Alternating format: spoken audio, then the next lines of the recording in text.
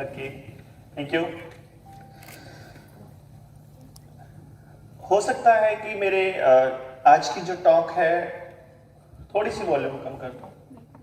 आज की जो टॉक है ये ऐसा हो सकता है कि आपको लगे कि आज के सिनेरियो में पता नहीं ऐसा पॉसिबल होगा कि नहीं होगा जो बात मैं आपसे आज करूंगा, और आप इस चीज के लिए कितना तैयार हैं ये भी नहीं पता, क्योंकि मैं पूरी तरह से कन्विंस्ड हूं अपनी बात से, इसीलिए आपके सामने अपनी बात रखूंगा और एंड ऑफ द टॉक आपके हर सवाल का जवाब लेने की कोशिश करूंगा। आपके सवाल लूंगा कि जो आज आप दिक्कतें फेस कर रहे हैं। शुरुआत में कुछ सवाल हैं जो आम तौर पे माँ बाप के आते हैं रूटीन में, क्योंकि ऑल ओवर इंडिया मेरे सेमिनार्स होते हैं तो वहां से वही सवाल आते हैं रेगुलरली। जिस तरह से, जैसे फॉर एग्जांपल कि हमारा बच्चा जिद बहुत करता है, हमारा तो कहना ही नहीं मानता है, हमारा बच्चा खाता नहीं है ठीक से, सोता ही रहता है, स्कूल जाके बिल्कुल खुश नहीं होता है, बदतमीजी करता है, टीवी बहुत देखता है, कार्टून बहुत देखता है, पढ़ने पे फोकस नहीं या अपने करियर के लिए ओरिएंटेड नहीं है, और थोड़े दिन करता है फिर उसके बाद फिर से वैसे ही हो जाता है, लाइक दैट। मेरे ख्याल से इसी तरह की कॉमन प्रॉब्लम्स हैं जो लगभग हर माँ बाप फेस करता है। मैं आप लोगों से एक सवाल पूछूंगा जिसको आपने पार्टिसिपेट करना है उसके जवाब में, कि हाथ अपना खड़ा करके मुझे बताइए कौन कौन अपने बच्चों से प्यार करते हैं। सभी का नहीं, अपना बताइए बस कि हाँ हम करते हैं, आप लोग करते हैं। अब आप बताइए कौन कौन है जिनके माँ बाप उनसे प्यार करते हैं। सब करते हैं, ठीक है। अब अगला सवाल ये है कि ऐसा कौन है जो अपने माँ बाप की नजरों में बुरा बनना चाहता है। आप में से है कोई ऐसा? कौन कौन है जो अपने माँ बाप की नजरों में बहुत हीरे जैसा अच्छा बच्चा है? बस इतने से, सारे नहीं? ओके। मुझे अभी तक एक भी इंसान नहीं मिला, लाखों लोगों से बातचीत कर चुका हूं, जो अपने माँ बाप और अपने टीचर्स की नजरों में किसी भी एंगल से कमजोर साबित होना चाहता हो, और ऐसा एक भी नहीं मिला जो इन दोनों की नजरों में परफेक्ट हो। ठीक है, आपको वो अच्छा बच्चा मानते होंगे, वो बात अलग है, लेकिन परफेक्ट है ऐसा कोई नहीं मानता कि हमारे बच्चे में ये तो कमी रह ही गई, बस इतनी सी तो रह ही गई, ऐसा होता है। और ये अब सवाल है कि जब वो बच्चा आपकी नजरों में या अपने टीचर्स की नजरों में बुरा नहीं बनना चाहता, तब भी वो ऐसा क्यों कर देता है जिससे कि उसकी इमेज पे और उसकी डिग्निटी पे, इंटीग्रिटी पे सवाल उठते हैं। क्या ये सवाल नहीं आता आपके दिमाग में? ऐसा क्यों होता है कि वो ऐसा करता है? कितने लोग हैं हम में से, कैसा हमारा सिस्टम है, क्या उसमें हम लोग इस बात के लिए तैयार रहते हैं कि हम उसके उस बिहेवियर को समझने की कोशिश करें और उससे अगले स्टेप पे हम उसके कारण को समझने की कोशिश करें और फिर उसके उस रीजन को दूर करने की कोशिश करें? क्योंकि आप देखेंगे, अच्छा ये बात आप सारे लोग मानते हैं कि सभी बच्चे पढ़ने के लिए नहीं बने? कौन कौन मानते हैं? मैक्सिमम लोग मानते हैं कि सभी बच्चे पढ़ने के लिए नहीं बने, लेकिन फिर सबके ऊपर पढ़ने का प्रेशर क्यों है? एक सवाल ये आ जाता है, क्योंकि देखिए मैं ये सवाल आपसे इसलिए कर रहा हूं क्योंकि आपको अगर इस नजरिए से सोचना शुरू नहीं करेंगे तो आपको प्रॉब्लम्स का सलूशन नहीं मिलेगा। और बहुत सारी चीजें तो ऐसी हैं जो प्रॉब्लम नहीं है एक्चुअली, लेकिन वो प्रॉब्लम लगती हैं। वो लगता है कि हम बात करेंगे, धीरे धीरे आपको चीजें पता लगेंगी कि कैसे वो उसकी खासियत है जिसको आप प्रॉब्लम कह रहे हो।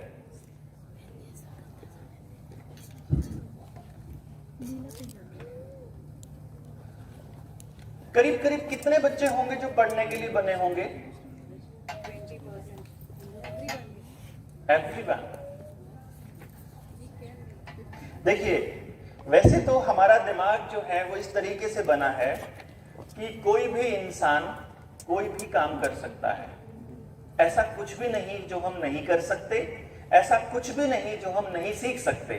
लेकिन उस काम को सीखते हुए और उस काम को करते हुए उसकी स्पीड और उसका इंटरेस्ट वो सबका अलग अलग होगा, ये कंफर्म है। मानते होंगे? और ऐसे कितने सारे काम हैं जो हमारा ब्रेन कंट्रोल करता है। मेरे ख्याल से सारे ही काम, और हर काम में कोई ना कोई टैलेंट यूज होता है। जैसे कि आप लोग बैठे हैं यहां, मैं बोल रहा हूं, मेरे बोलने में क्या क्या टैलेंट इस्तेमाल होगा जब मैं यहां खड़ा होकर बोलूंगा। तो एक मेरी लैंग्वेज स्किल होनी चाहिए, एक मुझे लोगों से बात करना अच्छा लगना चाहिए, यही होगा। आप लोग बैठे रहेंगे तो आपके पास क्या स्किल होनी चाहिए? लिसनिंग तो सब में होती है लगभग, लेकिन इससे भी ज्यादा एक स्किल होती है हमारी, हम लोग बोलते हैं उसको टेक्निकल भाषा में, इसको हम काइनेस्थेटिक एनर्जी बोलते हैं, बॉडी की मूवमेंट वाली एनर्जी। जिसकी एनर्जी ज्यादा होगी वो नहीं बैठ पाएगा ज्यादा देर तक, जिसकी कम होगी वो आराम से बैठा रह सकता है कितनी भी देर तक। आपने रिसर्च करनी है, पढ़ाना है, खेलना है, कोच करना है, बोलना है, सुनना है, बैठना है, चलना है, और जितने भी काम है, कुकिंग है या कुछ भी काम, एनी जॉब, उसमें स्किल इस्तेमाल होती है। अब आप लोग मुझे बताएं, क्या हमारे एजुकेशन सिस्टम में ऐसा कुछ ट्रेंड है कि हमें अपनी स्किल पता हो? हाँ जी, किसी को भी पता हो? भाई हमारा बच्चा है, हम So there is a test, WARC test. WARC test. If you go online and that test. that is for learning purpose. For learning purpose. This is for learning only, Okay. not for skill. That tells ki whether he is good in visual, That kinesthetic. is just to find out कि उसको याद कैसे होता है।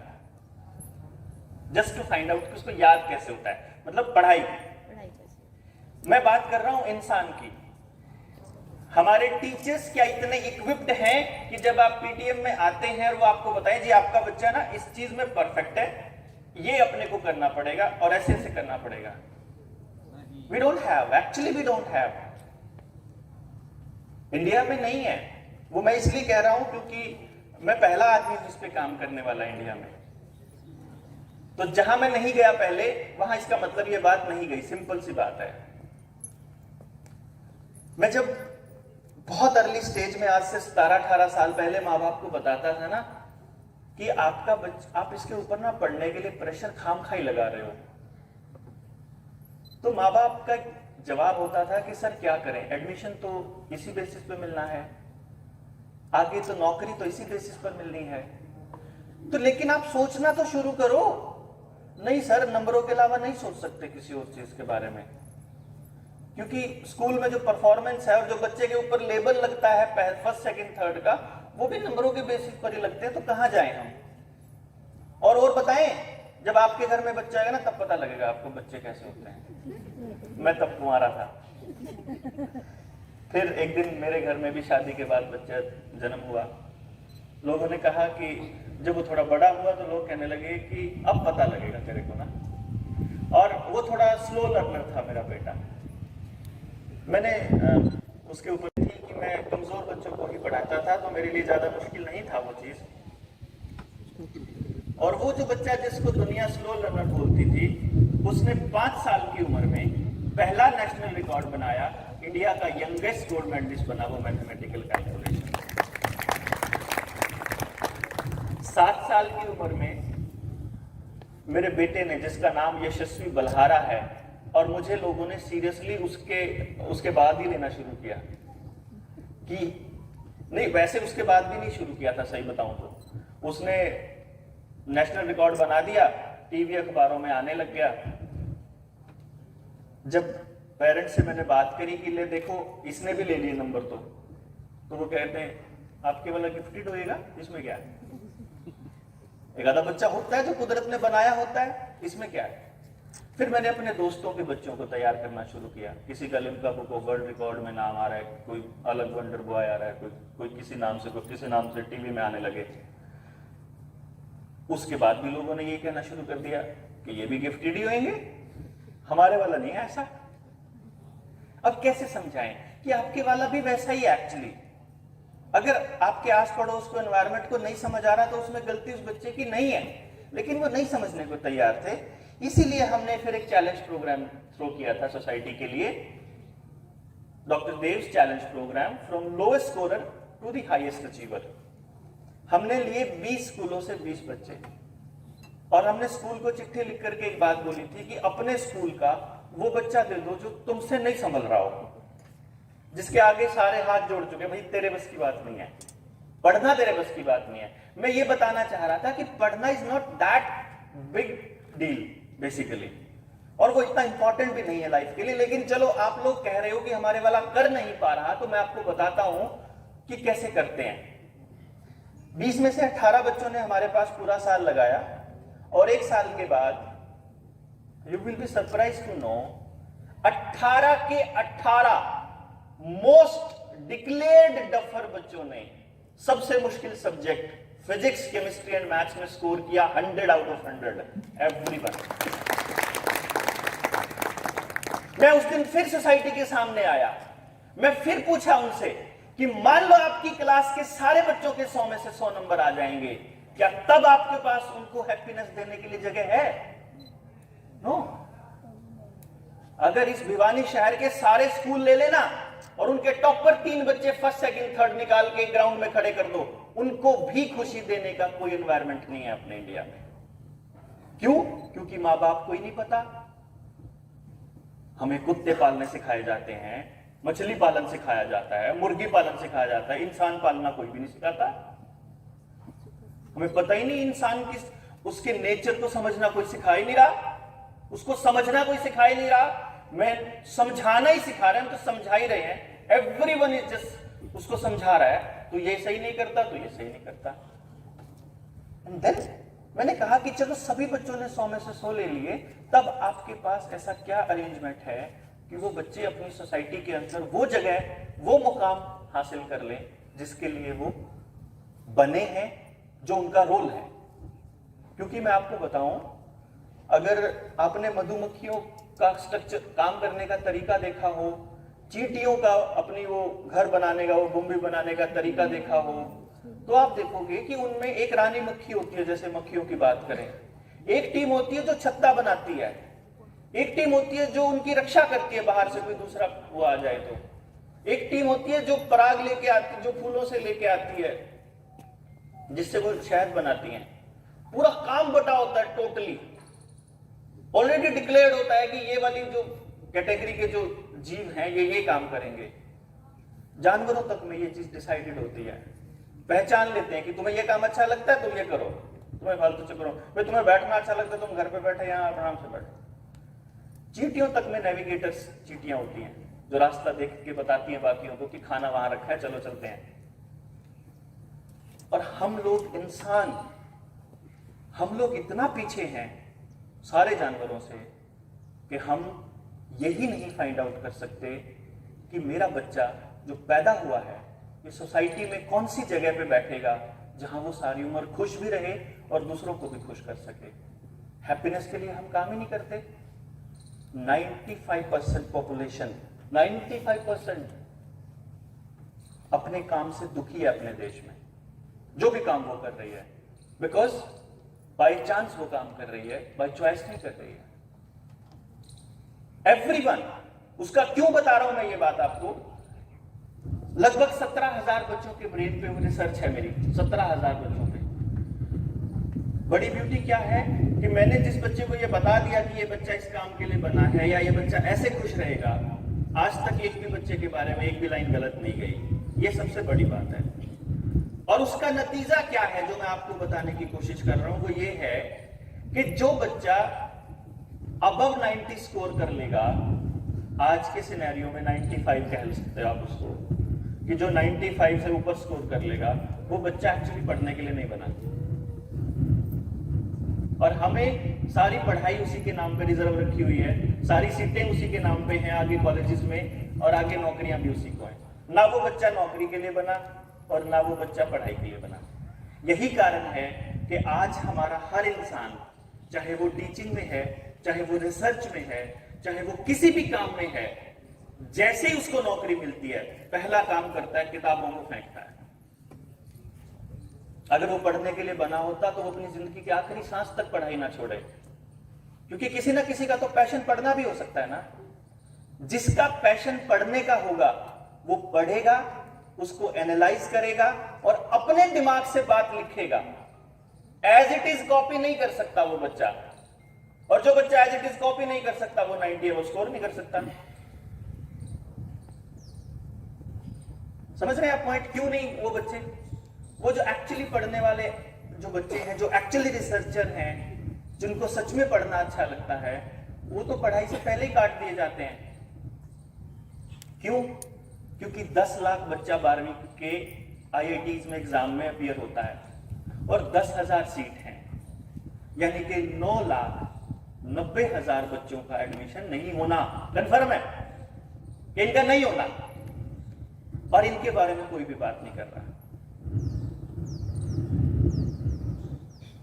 This is unfortunate. जब हमारे पास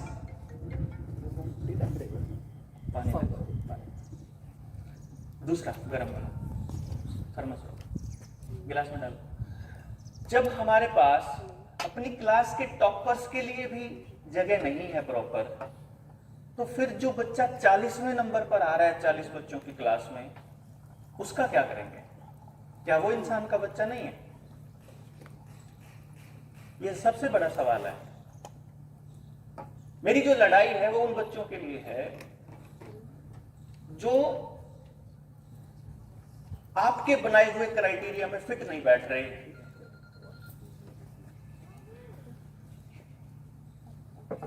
जो system के बनाए हुए क्राइटेरिया में नहीं फिट बैठ रहे, लेकिन अनफॉर्चुनेट कह लीजिए या उसकी खासियत कह लीजिए, उनको रहना तो फिर भी इसी सोसाइटी में है कि नहीं।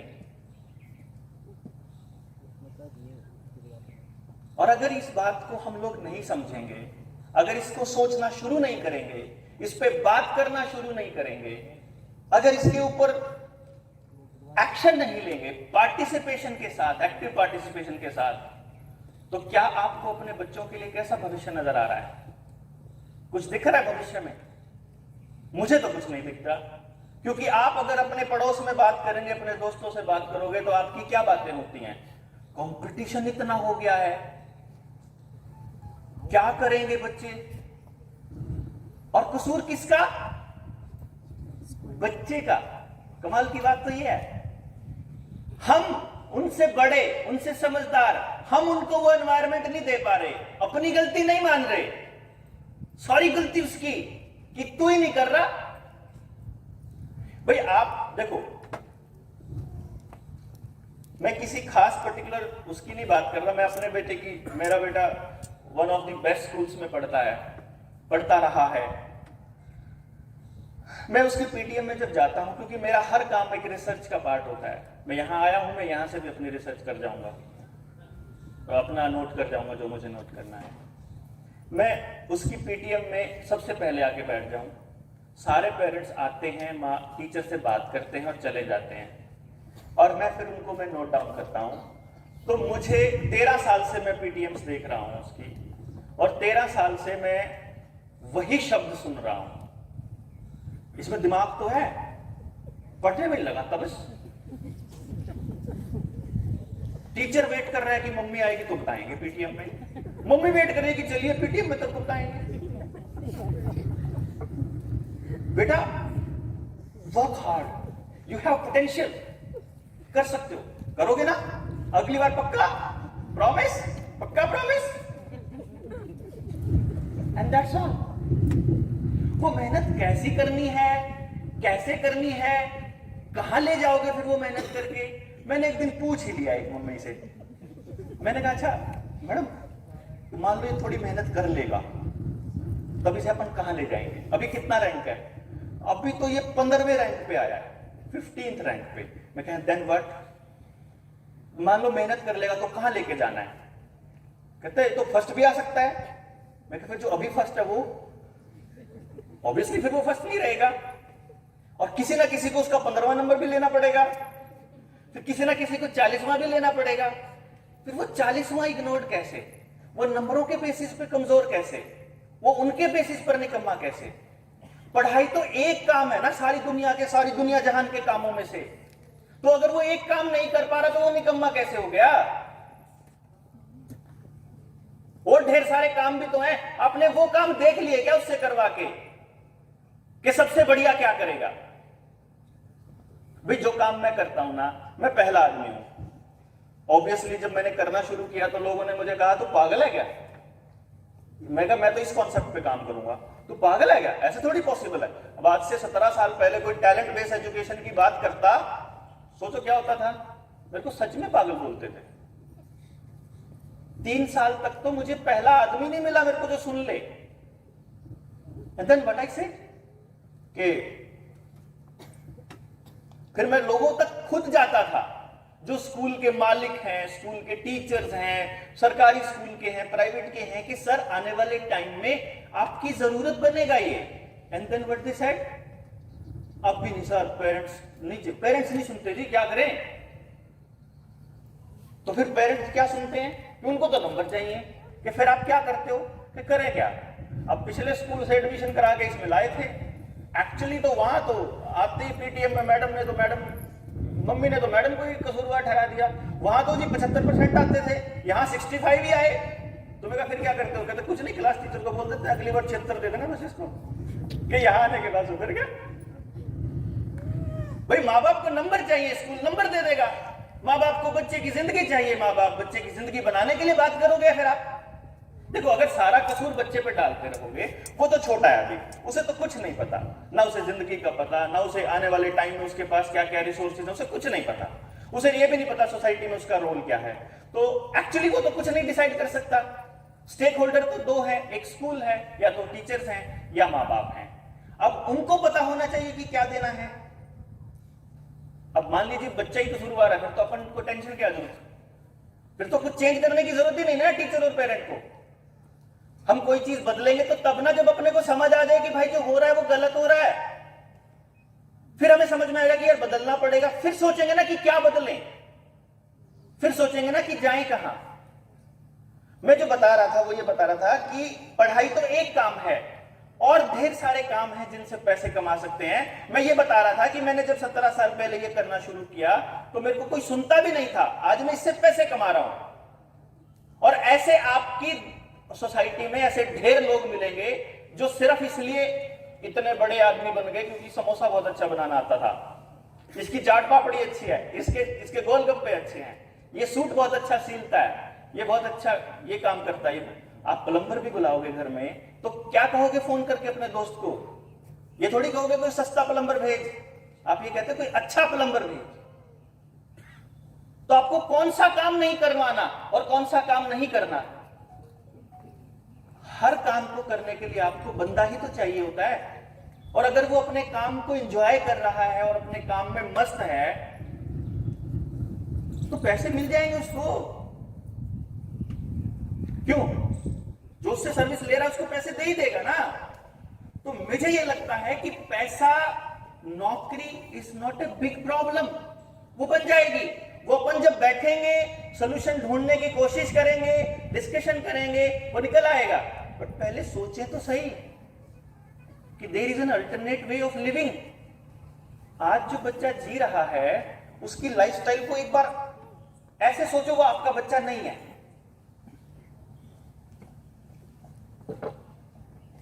अभी जैसे आप छत पे बैठ के या ऊपर जहाज में बैठ के और उस बच्चे को सुबह से लेकर शाम तक देख रहे हो कि वो क्या क्या कर रहा है, आप देखोगे वो एक ही दिन को जी रहा है हर रोज,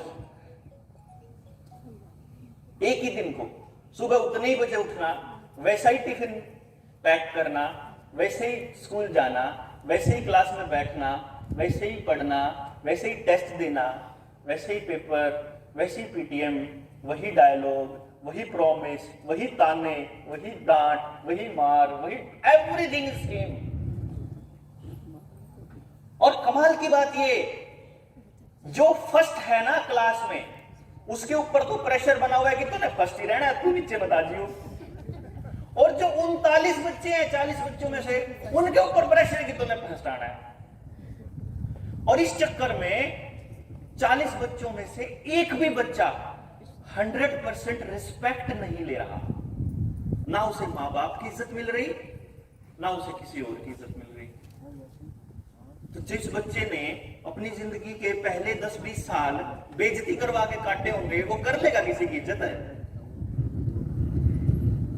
भैया सोचो ना, अनकंडीशनल प्यार किया क्या हमने किसी अपने बच्चे को? अनकंडीशनल प्यार कि साइकिल तब मिलेगी जब इतने नंबर आएंगे, टीवी तब देखेगा जब ये कर लेगा, फलाना चीज तब मिलेगी जब ये हो जाएगा, इस काम में तो तेरा बड़ा ध्यान है, किताब में तो तेरा बिल्कुल नहीं लगता, हाँ तनयो चाहिए। नंबर कितने आए थे आपकी बात? 30 आते डायलॉग।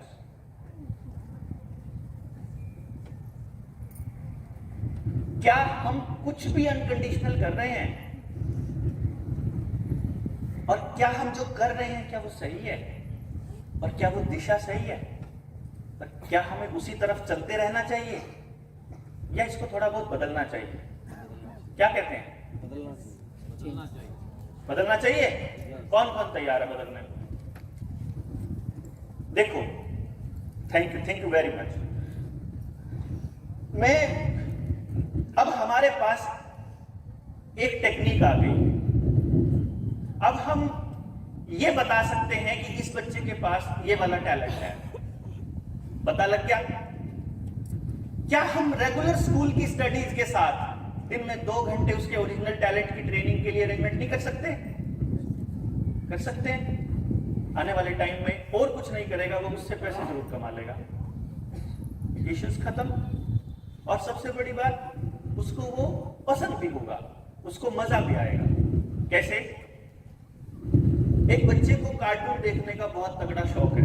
फॉर एग्जाम्पल, उसकी मम्मी को पता है कि कार्टून, सर डॉक्टर साहब प्लीज आइए सर, आगे आइए, आ जाइए। तो उसकी मम्मी को पता है कि ये कार्टून के लिए कुछ भी छोड़ देगा, खाना भी छोड़ देगा, मतलब ये टीवी देखता है तो खाना खाता है, काइंड ऑफ इस तरह से। अब वो उसके सामने कंडीशन लगा देती है कि कार्टून तब देखियो जब स्कूल का काम पूरा हो जाए। जरूर बैठी होगी कभी मम्मी यहाँ पे, वो वाली। आप देखोगे उसका काम ऐसे 15 मिनट में पूरा हो जाता है, अगर उसको सच में वो काम करने में मजा आ रहा है तो। यानी कि जिस काम में उसको अच्छा लग रहा है ना, वो काम करने के लिए वो अपने बाकी सारे काम कर लेगा। मेरा कहने का मतलब ये है कि जिस काम को वो सच में चाहता है ना दिल से, उसको 1 घंटा करने के लिए वो 23 घंटे आपकी गालियां खाने को तैयार है, वो आपकी डांट खाने को तैयार है, कोई दिक्कत नहीं है। एंड वो 1 घंटे के लिए भी जी सकता है। But do you know that 1 or 2 hours of that child? हमें नहीं पता, एक्चुअली नहीं पता। क्योंकि जब आपका बच्चा कार्टून देख रहा है ना, तो उसके पीछे उसकी कोई स्किल है, उसकी कोई भूख है।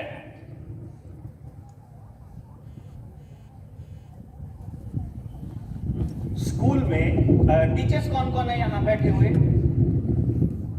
इतने सारे टीचर्स हैं अलग अलग स्कूलों में, बाहर से भी, है ना। संडे आज इसलिए छुट्टियां आपकी।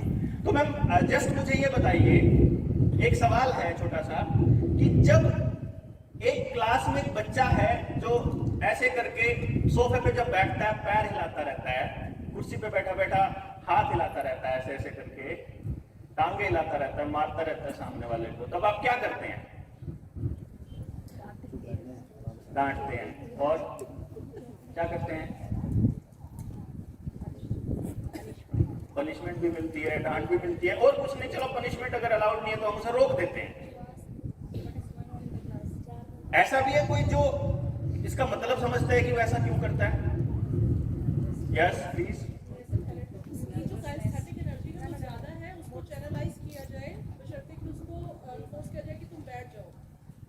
क्या हम ऐसा करते हैं? यूजुअली ऐसा नहीं होता है ड्यूरिंग नहीं होता है। मैम को काइनेस्थेटिक एनर्जी का मतलब पता है। काइनेस्थेटिक एनर्जी होती है बॉडी की, शरीर की एनर्जी, आपके शरीर में काम करने की एनर्जी। अगर वो रिलीज नहीं होगी तो वो आप अंदर ही अंदर उबलती रहेगी, वो आपसे हिलना डुलना मांगती रहेगी। वो पढ़ेगा भी तो ऐसे ऐसे करके पढ़ेगा, जैसे मैं चल चल के बोल रहा हूं ना, ये मेरी मजबूरी है, मैं खड़ा नहीं रह पाऊंगा। मैं सोफे पे बैठूंगा तो पैर हिलाऊंगा ही हिलाऊंगा। अब क्लास में मैं अगर ऐसे कर रहा हूं तो आपको पता है इसका मतलब क्या है? इसका मतलब है कि मैं बहुत ध्यान से सुन रहा हूं, मुझे ध्यान ही नहीं है। मेरा दिमाग कॉन्सेंट्रेट तब करेगा जब मेरी बॉडी हिल रही होगी, और हम रोक देते हैं उसको क्लास में।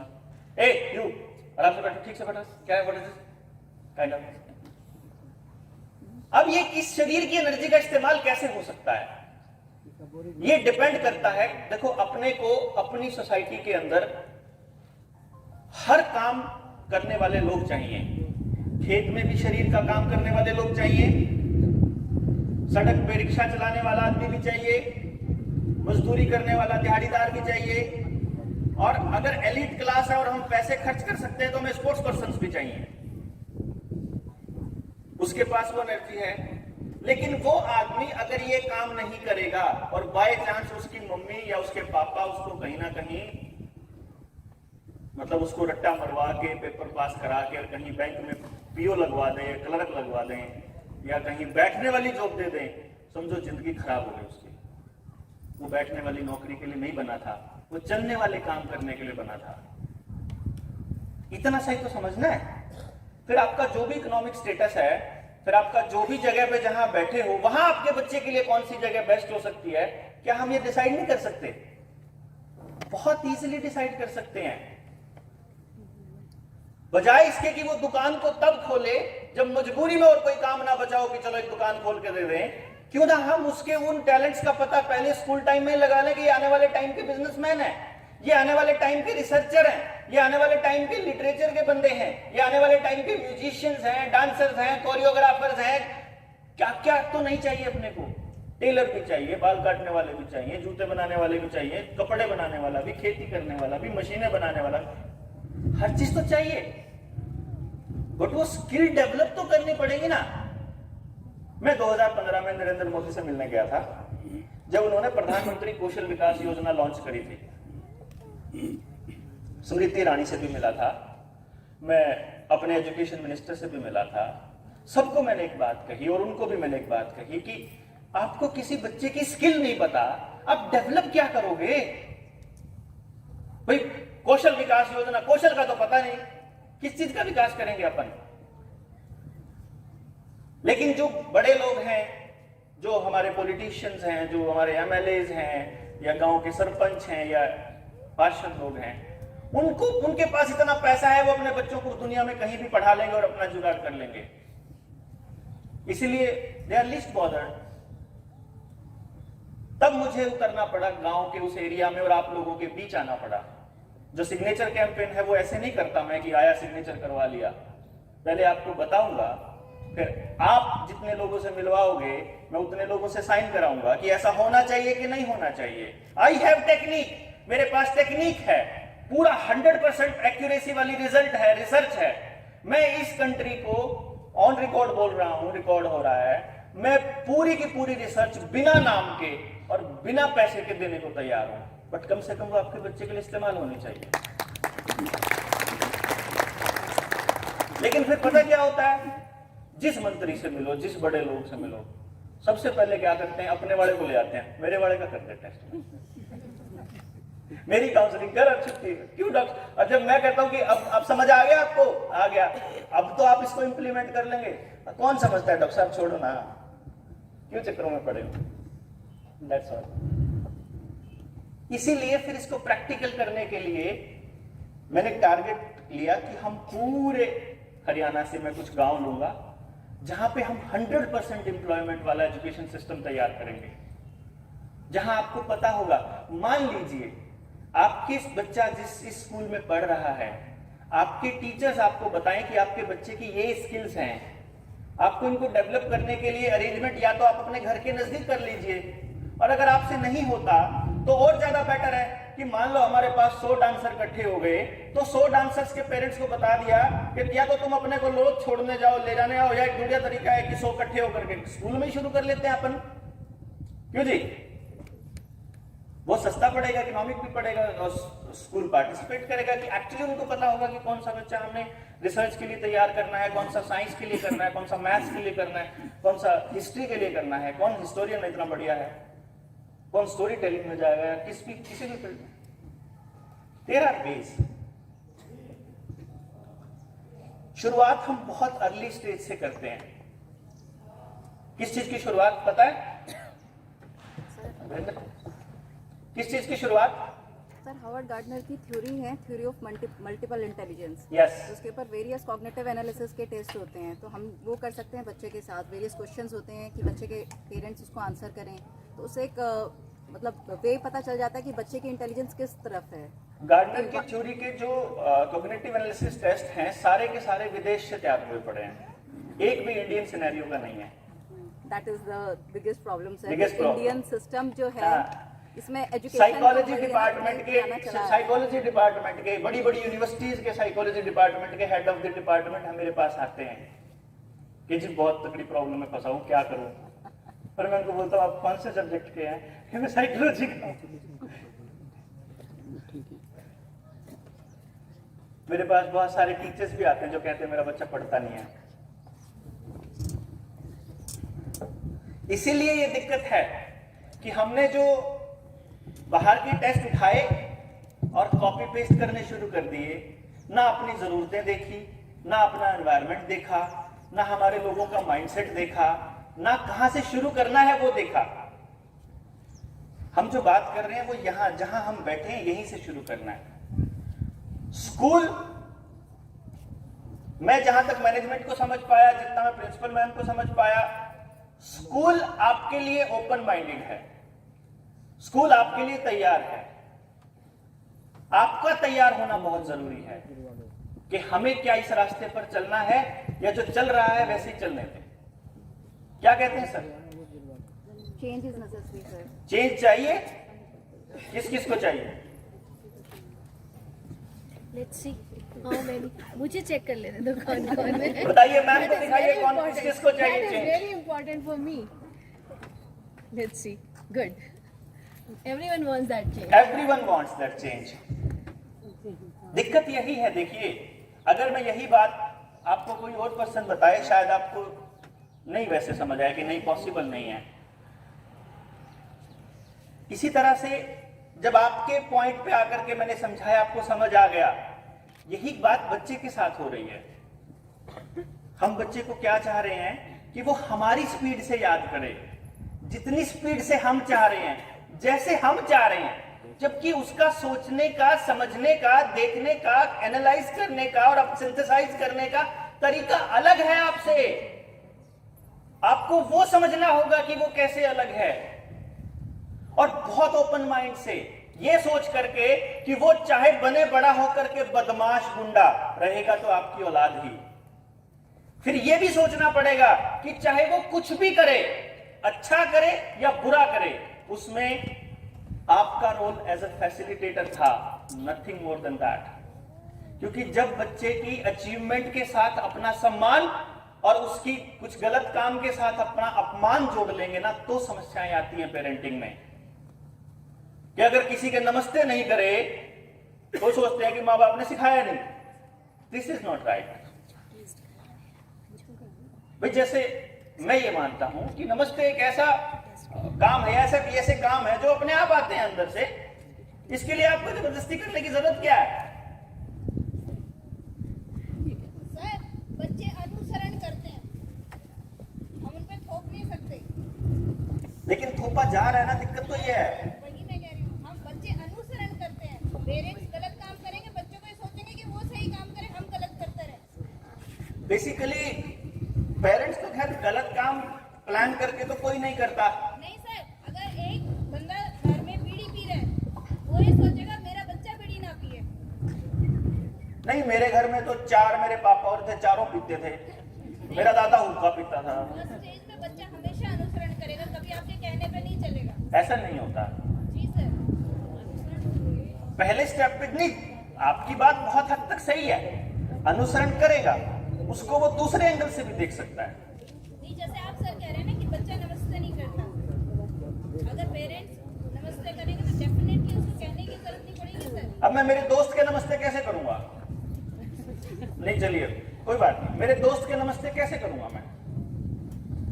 मेरा दोस्त आया मुझसे मिलने, मैं उसके नमस्ते थोड़ी करूंगा। तो डेफिनेटली करना पड़ेगा। आप उसको ग्रीट तो करेंगे। लेकिन मेरा बेटा कर देता है, किसी के नहीं करता। और वो मतलब उसकी मम्मी बैठी होती है ना, तो फिर वो उससे पूछ लेती है कि तुमने इस अंकल का नमस्ते क्यों नहीं करे? वो कहता है फील ही नहीं हुआ अंदर से। तो ठीक है, नहीं हुआ तो ना कर। भाई आप देखो ना, छोटा सा बच्चा जो 2-3 साल का है ना, आपके घर में कोई नेगेटिव एनर्जी ली हुई कोई आदमी या औरत आता है ना, वो रोना शुरू कर देता है। घर में कुत्ता होता है वो भौंकने लग जाता है। छोटे बच्चे वाइब्रेशंस पकड़ते हैं, स्मेल तक देख लेते हैं किसकी स्मेल है। बच्चा इतना स्मार्ट होता है, उसको बताने की जरूरत एक्चुअली नहीं है। अनुसरण की बजाय आपका जो शब्द था एक्चुअली क्या होना चाहिए? ऑब्जर्व करता है। ऑब्जर्वेशन था आपका जो सही वर्ड था ना, वो अनुसरण ने गड़बड़ कर दी। सो बेसिकली क्या होता है, बच्चा ऑब्जर्व करता है, और इसीलिए आप कुछ कहना चाह रहे थे? अच्छा, सहमति दे रहे थे। Thank you. तो क्या होता है, अर्ली स्टेजेस से जब आप अपने बच्चे को गौर से समझेंगे और देखेंगे ना, तो आपको एक बहुत गजब की चीज मिलेगी कि पेरेंटिंग बहुत अल्टीमेट काम है। हमने इसको एक सजा बना रखा है बेसिकली। और अगर मेरे घर में बच्चा जन्म नहीं लेता तो शायद मैं कभी नहीं जान पाता, कभी नहीं समझ पाता कि पेरेंटिंग नाम की कोई चीज होती है। क्योंकि मैंने क्या हुआ, उसके जन्म से पहले ये प्लान कर लिया, जन्म से पहले ही, कि मैं अपने बच्चे को कभी पढ़ाऊंगा नहीं, कि मैं अपने बच्चे को कभी पढ़ने के लिए नहीं कहूंगा, और मैं अपने बच्चे को कभी भी ना, मतलब ऐसे नहीं रोकूंगा कि जबरदस्ती नहीं रोकने की जरूरत पड़े, और मैं कभी उसको डांटूं धमकाऊं ऐसे नहीं करूंगा किसी चीज के लिए।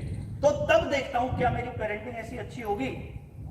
और जब मैं इस एंगल से चलने लगा ना, तो आपको बताऊं कि मेरा बेटा मुझे दिन में 10 बार ठीक करता था, और मेरे को रियलाइज होता था यार बात तो मैं ही गलत कर रहा हूं, गड़बड़ तो मेरे में ही है। भाई जैसे हम गाड़ी से जा रहे हैं, साइड में बैठा है, बैठे हम आराम से जा रहे हैं, सुबह ऐसे ऐसे करके आवाज आई रोने की, थोड़ा इमोशनल सा भी। मैं देखा, मैं क्या हो गया विनी, क्या हो गया बेटा?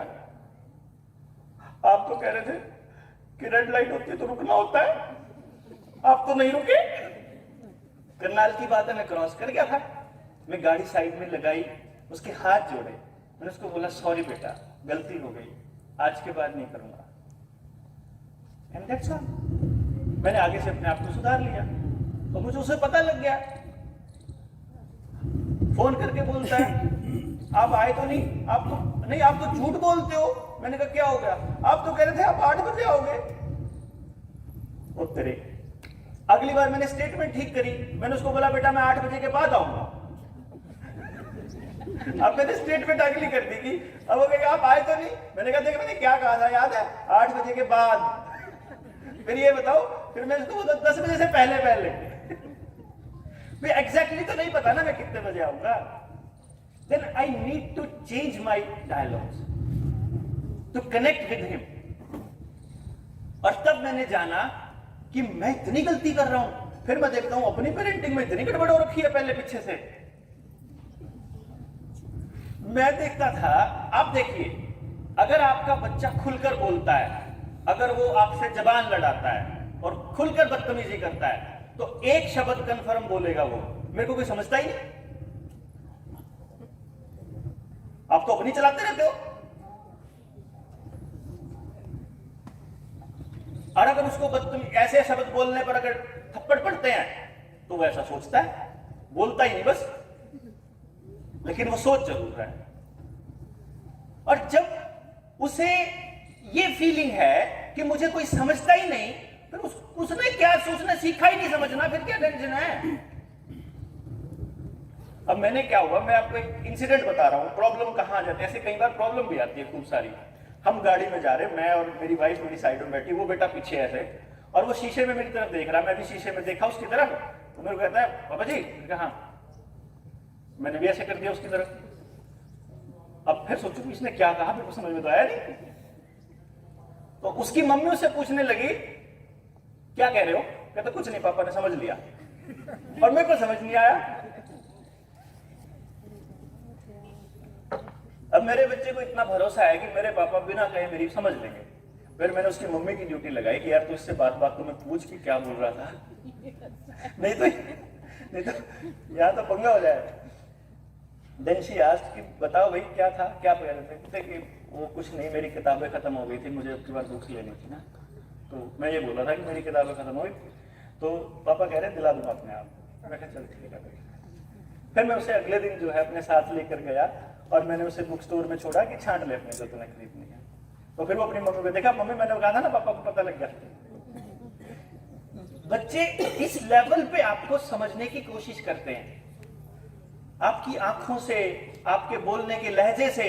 आपके कुर्सी पे बैठते हो ना, जब आप आके सोफे पे, ऑफिस से आके घर में सोफे पे बैठते हो और फिर उसे कुछ पूछना या कुछ लेना हो, खरीदना होता है, तो मम्मी कहती है पूछ ले। कहता ना अभी तो मूड खराब लग रहा है, अभी ठीक हो तो फिर पूछूंगा। ही अंडरस्टैंड्स कि आपसे कौन सी बात कब करनी है। क्या हम समझने की कोशिश करते हैं? मुझे तो ऐसा लगता है, जो मैं देखता हूं अपने आसपास, आप सारे उसमें अपवाद हो सकते हैं, लेकिन मैं तो अपने आसपास देखता हूं तो ऐसा लगता है जैसे पैदा करके और इस स्कूल में या कुछ स्कूल में दाखिल करके एहसान कर रहे हैं सारे सारे। मेरा ये मानना है कि जैसे पुराने टाइम की बात याद आती है मुझे, अपने टाइम की, जब मैं छोटा था तो मेरे जॉइंट फैमिली थी, तो मेरे मतलब दादा चाचा पापा जब आपस में बात करते थे ना, वो कभी ऐसा नहीं कहते थे कि जैसे मेरे बारे में बात होती कि ये किसका है, ये नफे के नाम का है, ये रमेश के नाम का है, रमेश के नाम का, ऐसा नहीं बोला कभी कि ये नफे का है। सबका होता था वो। एक ऐसा सोसाइटी हमारे पास थी कि हमें पता नहीं होता था, मेरी माँ को पता नहीं होता था कि कौन से पड़ोस में किसके घर गया हुआ है, अगर खाने का टाइम है तो अपने आप खा ही लेगा, कोई टेंशन नहीं है। आज अपन क्या कर रहे हैं, अपने बच्चों के अंदर कैसी वैल्यूज डाल रहे हैं कि बाहर मत जा, कोई ठा के ले जाएगा, कोई मार देगा, जमाना खराब हो रखा, और आपने अपना बच्चा सिर्फ अपना मान लिया, ये गड़बड़ हो गई। मेरा ये मानना है कि आपका बच्चा भी मेरा बच्चा है और मेरा बच्चा उतना ही आपका बच्चा है। वो जो बच्चा है ना, वो सोसाइटी की पूंजी है, वो इस देश की पूंजी है, आपकी पूंजी नहीं है। वो आप सिर्फ उसका धरती में आने का, धरती पर आने का एक जरिया है बस, इससे ज्यादा नहीं। उसके लिए क्या करना है, किस तरह से उसको रखना है, ये सारा मिलके साझा काम है, अकेला आपका काम नहीं है। क्योंकि आपने बाल किसी और से कटवाने हैं, उस तरह अगर गर्दन पे मार दिया, फिर उसके लिए हर काम कोई दूसरा आदमी कर रहा है। उसके लिए खाना कोई और, मतलब अनाज कोई और उगा रहा है, कपड़े कोई और बना रहा है, चश्मा कोई और बना रहा है, एवरीथिंग हर कोई एक दूसरे के लिए कर रहा है। तो हमने इस सेंस को कहीं ना कहीं सोसाइटी में खत्म कर दिया। एक बच्चे की गलती को हम पूरी सोसाइटी की गलती मानने लग गए, एक टीचर की गलती को पूरे स्कूल की गलती मानने लग गए, एक माँ बाप की गलती को पूरे के पूरे समाज की गलती मानने लग गए। पड़ोस में कहीं कुछ गलती हो गई, अभी जैसे कल मैंने खबर पढ़ी थी सोशल मीडिया पे, आज वो अखबार में आई हुई है, इस बच्चे ने सुसाइड किया। तो अब आप लोगों के अंदर ये नहीं जागेगा, मतलब पता क्या है आपको, क्या लगेगा यार पढ़ाई बड़ी खतरनाक हो गई है, बड़ा प्रेशर है बच्चों में, अब वो डरने लग जाएंगे, आगे आकर के बात नहीं करेंगे, उस पर चर्चा नहीं करेंगे, उसके ऊपर काम नहीं करेंगे। घर से निकलने को कह दूं पेरेंट्स को कि निकलना पड़ेगा भाई, बात तो करनी पड़ेगी कम से कम। टाइम किसके पास है जी, अपनी औलादों के लिए टाइम नहीं है। मैं जब गांव में जाता हूं तो लोग मेरे से पूछते हैं कि डॉक्टर साहब आप तो चंडीगढ़ रहते हो? मैंने कहा हाँ चंडीगढ़ रहता हूं। फिर आप यहां गांव में क्या धक्के खा रहे हो? मैं कहा गांव में धक्के इसलिए खा रहा हूं कि तुम्हारे गांव में जो 500-600 बेरोजगार बच्चे पड़े हुए हैं, मेरा बेटा जब यहां से निकलेगा, कभी मेरी बीवी कभी निकलेगी, मैं निकलूंगा, तो मेरा गला कौन काटेगा? ये तुम्हारे बेरोजगार बच्चे तो काटेंगे। जिस समाज का अपन निर्माण कर रहे हैं, कल को हम मर जाएंगे तो अपने बच्चों को छोड़ के तो यहीं जाएंगे ना, इन्हीं के भरोसे। अगर पड़ोस के साथ संवाद नहीं स्थापित किया, अगर पड़ोस के लोगों से बात नहीं करी, सोसाइटी को वैसा नहीं बनाया जैसा अपने बच्चे के लिए चाहिए, तो क्या देकर जाएंगे हम अपने बच्चों को? ये सवाल है बहुत बड़ा। इसलिए मैं तो अपने बच्चे के लिए घूम रहा हूं, कहीं आपको वहम हो कि मैं आपके लिए घूम रहा हूं।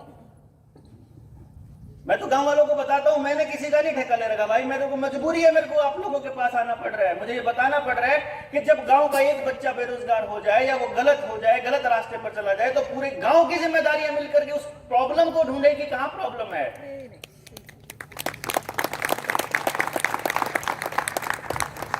और ये कलेक्टिव कॉन्शियस डेवलप करना पड़ेगा। अपन लोगों को जहां बैठे ये बात करनी पड़ेगी, क्योंकि आपके लिए जो पॉलिसी बनाते हैं उनको आपका ख्याल ही नहीं है, उनको मतलब ही नहीं है एजुकेशन वगैरह से, क्योंकि आप लोग कभी पूछते ही नहीं, आप लोग पूछते ही नहीं कभी। इस बात के ऊपर चर्चा कहां होती है, हम लोग बात कहां करते हैं? एक स्कूल के हेडमास्टर रिटायर्ड मुझे आके कहते, बाकी तो छोड़ो डॉक्टर साहब, मेरा बेटा बिगड़ गया, उसका सोल्यूशन बताओ, समाधान बताओ। ऐसे मैं गांव में गया हुआ था, मैंने कहा कहां बिगड़ गया, क्या बिगड़ गया? कह रहा वो गांव के ना कुछ बदमाश से बच्चे उनके साथ बैठना उठना शुरू कर दिया। कौन सी क्लास में है? 11वीं में होया आपकी बार। अच्छा, बचपन से ही इतना खराब है वो? ना। वो बच्चे बचपन से ही खराब थे क्या? ना। किसने खराब करे फिर? वो तुम्हारे गांव में पहले से ही 10-11 बच्चे फिर वो मतलब खराब थे क्या, बदमाश थे? कह रहा ना जी, पहले तो कोई कोई होया करता, वही ठीक हो जाया करता फिर बाद में। तो पहले नहीं होता था, अब अगर रोज की रोज बढ़ रहे हैं, पहले 11 थे, आपका पोता और शामिल हो गए वो 12 हो गए, तो तुमने वो 11 होने क्यों दिए? जिस दिन एक का आदमी एक का बच्चा अगर तुम्हें लग रहा था कि इधर कुछ गड़बड़ हो रही है, उस दिन आप तो हेडमास्टर थे, आप तो पूरी सोसाइटी की आपकी बात मानती थी, आपने गांव के अच्छे लोगों को बिठा करके बात क्यों नहीं करी कि भाई उसका बच्चा गड़बड़ में है, उसको दिक्कत है कुछ, शायद हम संभाल लेते हैं। क्योंकि मुझे ऐसा नहीं लगता कि, देखिए मैं आपसे बात कर रहा हूं, मेरी बात आप तक कितनी पहुंच रही है मुझे नहीं पता, लेकिन मेरे भाव तो पहुंच रहे हैं ना आप तक। पहले एक बात आती है, पहले हम जब मैं छोटा होता था, एक ही गलती के लिए 4-4 आदमी पीट देते थे, मतलब चिलम फोड़ दी मैंने ओके की, एक छोटे चाचा ने मारा, फिर दूसरे चाचा को पता लगा इसने फोड़ी, उसने मारा, मैं बोला पिट लिया चाचा इसमें तो मैं, फिर तीसरा आया, फिर वो भी ठोक गया, और कुछ नहीं। क्यों? दिमाग, उनके दिमाग में कुछ भरा नहीं होता था। आज का टीचर का डांटना क्यों बुरा लग रहा है? आज माँ बाप के डांटने से बच्चा क्यों अच्छा महसूस नहीं करता? पहले तो पीट भी देते थे पड़ोस का चाचा भी, तब भी कोई बुरा नहीं लगता था। आज क्यों? क्योंकि आज का टीचर और आज का माँ बाप जिस टाइम पे मार रहा है ना, उस टाइम वो फ्री माइंड होके नहीं मार रहा, डिप्रेशन में, टेंशन में, गुस्सा, इरिटेट होके मार रहा है, खुद से दुखी है, तो वो भाव ट्रांसफर जो गुस्से के कर रहा है, तो उधर से रिस्पांस वो आ रहा है। तो जब आप सोसाइटी के अंदर इस तरह से टॉपिक पे बात करेंगे, जब आप उनसे बैठ के संवाद करेंगे, चेंज का नहीं पता कितना आएगा, लोगों का नहीं पता कितने घर से निकलेंगे, लेकिन इतना कंफर्म है कि हम ये भाव समाज में देना शुरू कर देंगे। और मुझे लगता है यही सबसे पहला स्टेप हमारा होना चाहिए।